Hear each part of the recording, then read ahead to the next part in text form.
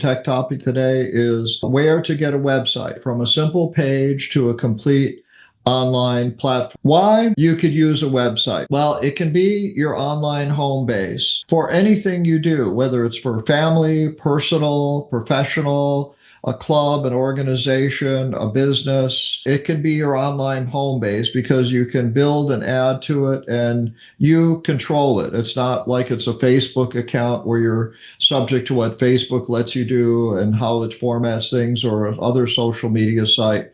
It's important for building trust, for building visibility and connections so that people can find you or find your club or organization or business. Whatever you're doing, it helps make you more legitimate as well.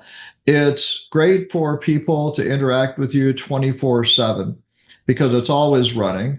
You can use it to communicate as much information as ideas as you want to, and you can sell products or collect fees, whether they're for yourself or whether they're for other people, for donations or charitable contributions or other things as well. A website can do a lot of things. It can display information and updates, graphics. You can embed videos. You can have it, think of it as an online document that you can put anything into, and you can continue to expand it with additional pages, with additional content.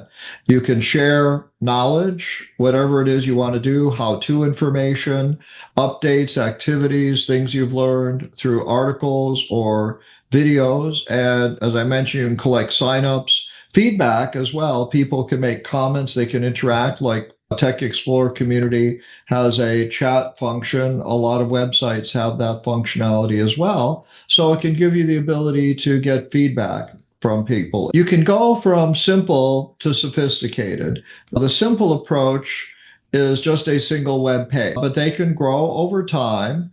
But you can start small and you can always add features. The great thing about web pages is that they're fairly industry standard. They're made up of things called HTML, for hypertext markup language.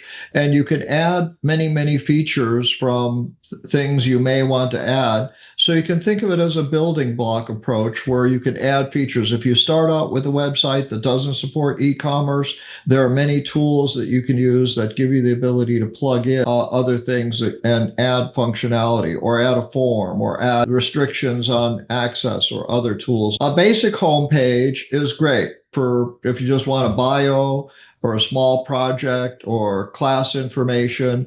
Google Sites and Blogger, which both happen to be free and they're both Google products, are great tools for a simple site. Blogger can get a little more sophisticated. It has what's called a blogging function, which gives you the ability to publish articles and updates on a regular basis. And it's really very useful for that. And that's what I teach my community college class when I teach on websites, because Blogger's free, it's easy, but it's a great tool to learn and expand what you want to do beyond just a simple 2 or 3 page website. There's this blog content, as I mentioned with Blogger. WordPress is a very well-known blogging tool as well.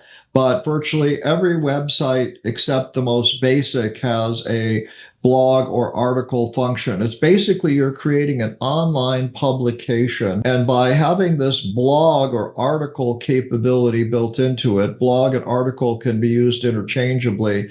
It lets you add and post new content. The word post that you hear about in Facebook and social media came from blogs. That's where it originally was used. So you can publish updates. It makes it really easy to publish once you create your design or your template or your format. It's great for education or news or tutorials. And every article you create becomes its own unique web page on your website. They're all searchable. They can all be linked. And virtually every website has functionality for blogging, with the exception of Google Sites, which I'm going to show you a little bit today. There's e-commerce. Some people think I want to start selling things online or I want to start collecting fees. You get an online store, products, downloadable information, courses are very common.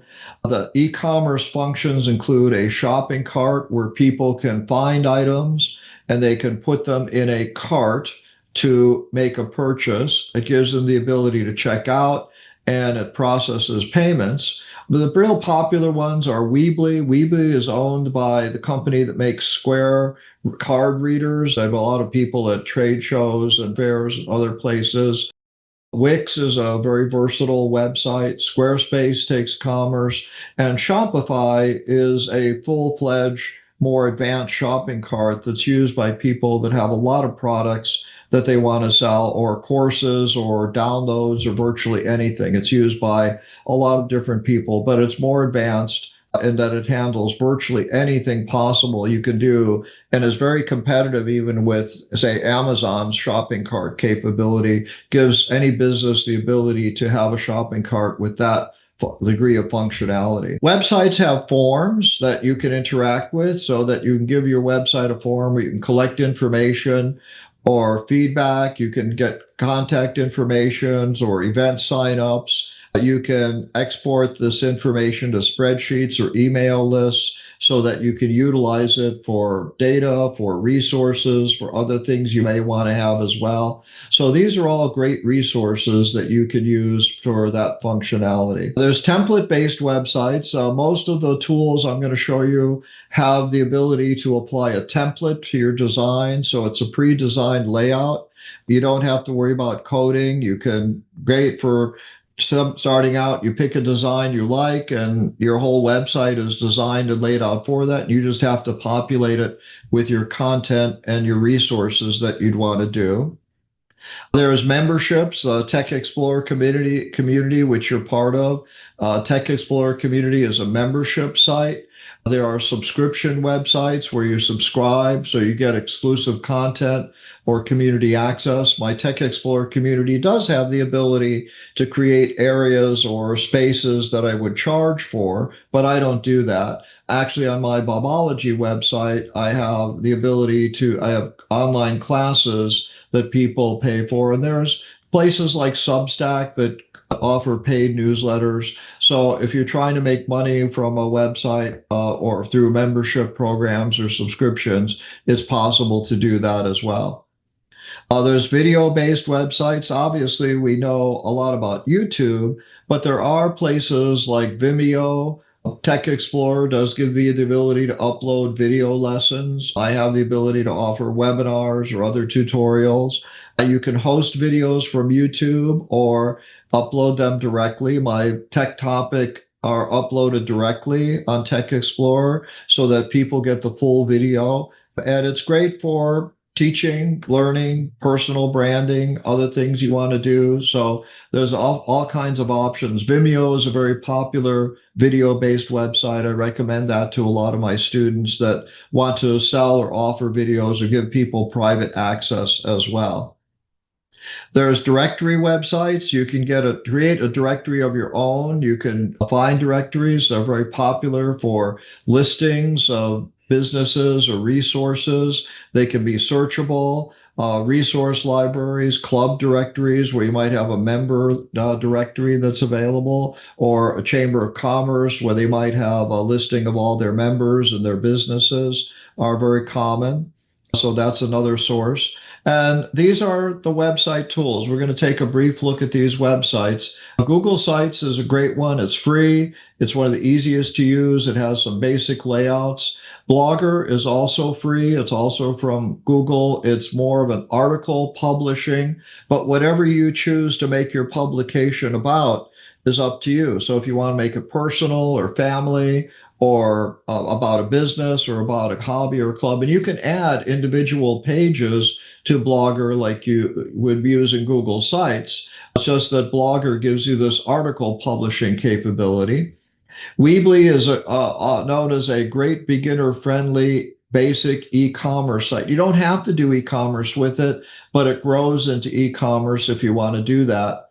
Squarespace and Wix, to me, are fairly comparable. I don't know if I'd say one is a little more advanced than the other, but Squarespace focuses on excellent design. It's got a lot of e-commerce tools. Wix has probably more connections with other applications and has a little more versatility on its design, but Squarespace does 90 8% of what most people need to do.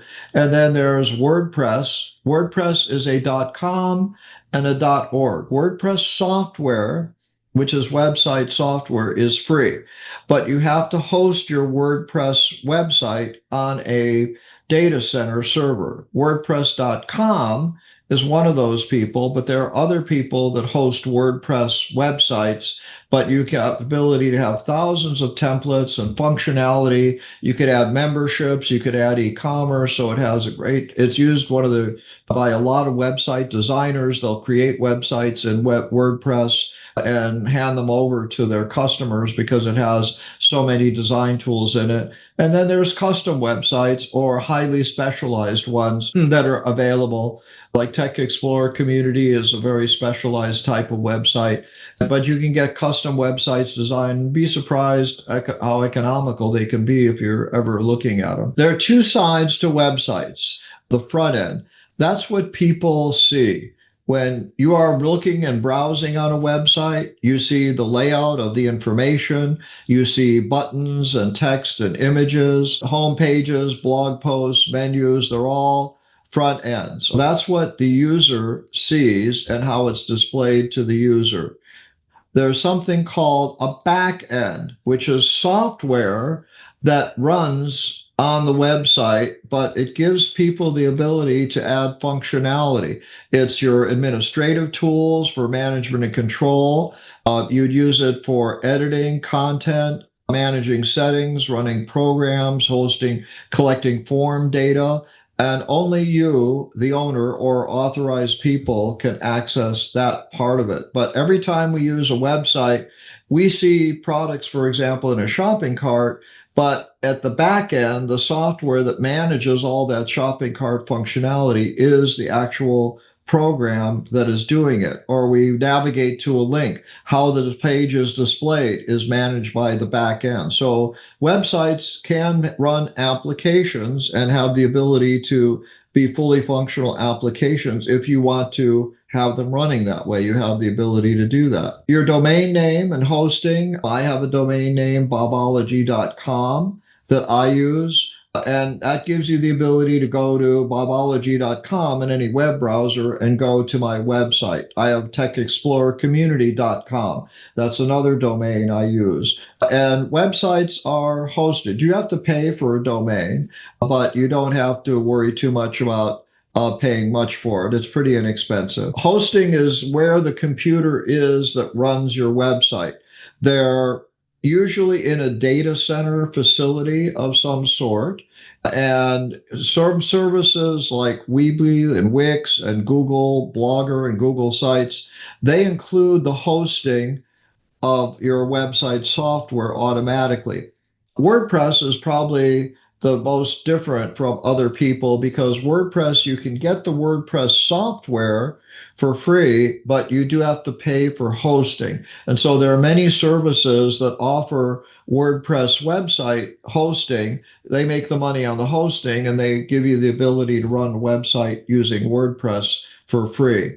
So those are common approaches that are taken. The nice thing about it is you can grow over time. You don't have to start off right away with a very complex site. You can start off very simple. You can add features over time, but it makes it a great place to use as a central online hub, just like you might have a place where you keep all of your documents, like in a file cabinet at home, or a folder where you keep a lot of your things on your computer. A website gives you a way to have things that are on the internet public if you want to make them public, and you can share them with other people. And you can always grow over time.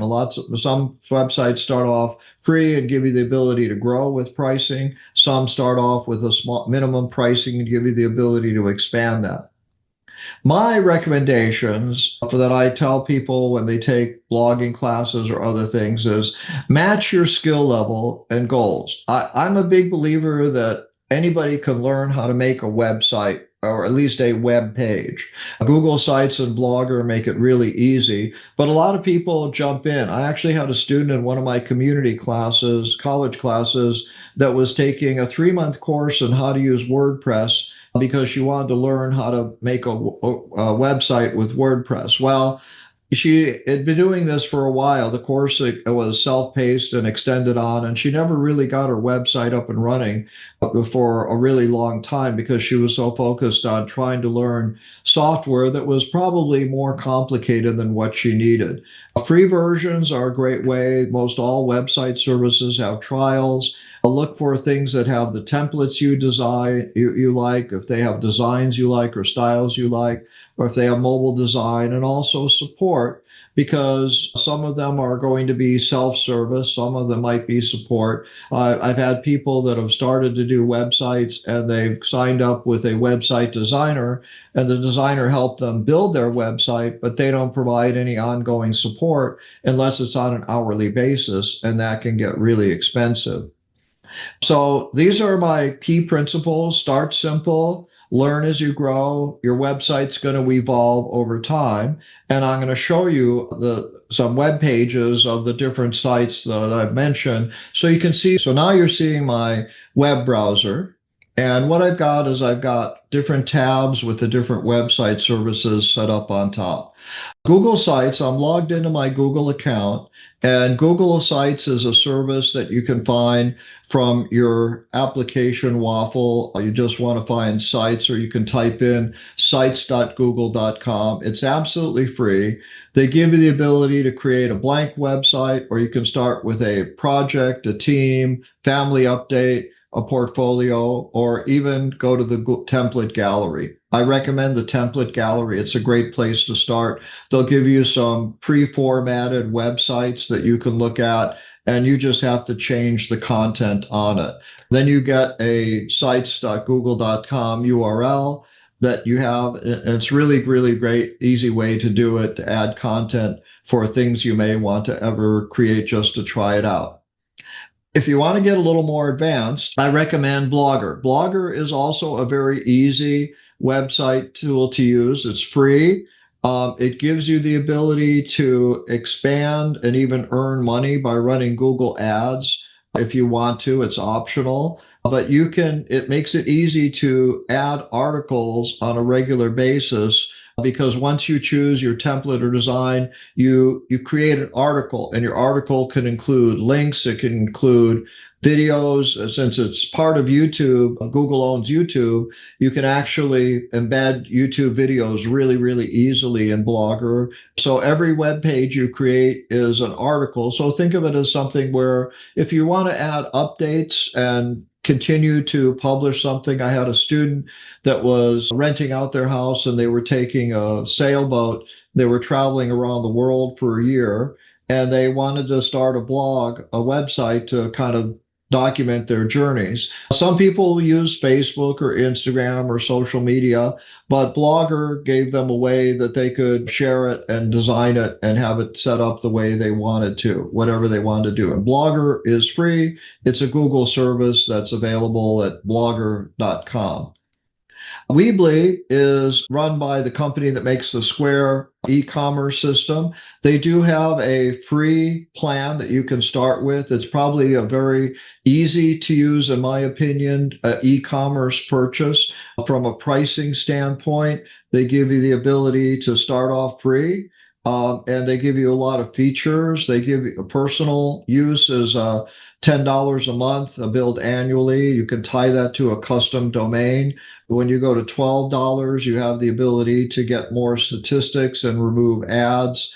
So this would be if you were running a business where you could go. But they have a lot of capabilities and a lot of features in them that give you just a tremendous amount of range of tools, resources. Their themes are really nicely designed. So if you are looking at even charging for appointments, one of my dog groomer, when I had a dog, she used Weebly to handle setting up appointments and describing her services that she could handle. It makes it great for online stores, for entrepreneurs or people that are really selling one or even up to 1,000 products. It has great resources there. The next steps up would probably be to go with either Wix or Squarespace. Wix is extremely versatile, and as you get to more versatility, sometimes you can get to more complication. However, Wix now has an AI website builder to get you started in literally just minutes. So they have a tool that gives you the ability, or you can go with professional designs. They have 900 templates. They also have a very active community of people that are familiar with Wix and offer services on Wix. And Wix gives you a tremendous range of capabilities and solutions. Its pricing is a little more. You start off with a basic site that would be $17 a month. And that gives you the ability to do what's called light marketing, which gives you tools. They offer you a free domain. If you want to start selling things and accepting payments, you might need to go to a little bit more. This is average pricing typically for a typical e-commerce site where you want to handle payments of some tools and resources, but it gives you a lot of resources. So Wix is really versatile, a lot of design. They give you a 14-day money-back guarantee. They really stand behind it. They're very highly regarded. Squarespace is known for its design elements. They are about the same pricing as Wix, the same capabilities as Wix. They have a lot of resources that use it. They offer a tremendous amount of products. They have an AI website builder now. They have blogging built in, as do Weebly and Wix. They all have blogging. They've got e-commerce templates, online stores, invoicing. They even have membership areas where you can set up a website. You can do this in Wix as well, where you set up an area in your website that people don't get access to unless they pay and become a member as well. And they have some great marketing tools as well. Then you can get into WordPress. WordPress.org is a free open source web publishing platform. So you get WordPress and you have to host it on a hosting platform. It's used by a lot of people. It's a very versatile tool. It has a lot of templates, a lot of design features. You can buy a template that might offer you, say, a membership function. You can buy a template that gives you a directory. You have tools to design that make it work. But some people find it a little complicated, but you'll find a lot of independent website designers work with WordPress because it's so common, it's very reliable, but it does get updated. Now, because WordPress is software that you install, it's a little bit more like making sure you have somebody to maintain it. With people like Squarespace and Wix and Weebly and Blogger and even Google Sites, they are managing the software and the hosting as a package. So you don't have to worry about software updates. They handle backup for you as part of their service. With WordPress, you might have to purchase a security add-on or what they call a plugin, or you might have to purchase a backup add-on, but you could have to choose your hosting service for WordPress very carefully to make sure that they will do those things for you if you don't know how to do them yourself. A very common resource that people go to is WordPress.com, which hosts WordPress websites, but they charge it. They have plans and fee. They don't have all the templates, but they have a wide variety of templates that you can create. You can register domains. They have lots of designs that you can use. And so they have a lot of versatility. They also have support. And you can check their plans and pricing. You can start off very inexpensive for a personal plan. And as you expand and go into more functionality, you typically are going to get a more as you get into commerce or the ability to handle purchases, you'll get here. Even places like GoDaddy is a hosting service. They host WordPress websites as well as their own design tools as well. Then if you want to go custom, you can go custom. There's a couple of outsourcing sites out there. Fiverr is really common. And if you're looking for website development, you can find freelancers that will develop websites from $120 to thousands of dollars, and they will help you get it up. I'll typically do it with WordPress, but some people work with Wix. Some people work with Squarespace. And It's free to join Fiverr. Doesn't cost you anything until you contract with somebody and want to put a job up. And they're kind of like a escrow holding company for freelancers and people that purchase services, so that they handle the contract, they handle the money transfer. So you're not hiring an individual. I had someone who recommended a family member that said, oh, they're doing a great website. They're great. They do a lot of work. They design websites. But I went to their website and checked them out, and some of their web pages for contacting them were broken. That's not a good way to promote yourself as a website designer, to have broken web pages on your website. And so I couldn't recommend them. I'm a big believer that people can really start doing websites on their own. If you haven't done Google Sites or Blogger, give them a try. They're completely free. You'll learn a lot about it. They're not that difficult to use with some navigation, but you can really try and approach different things if you want to and start working with them and take advantage of.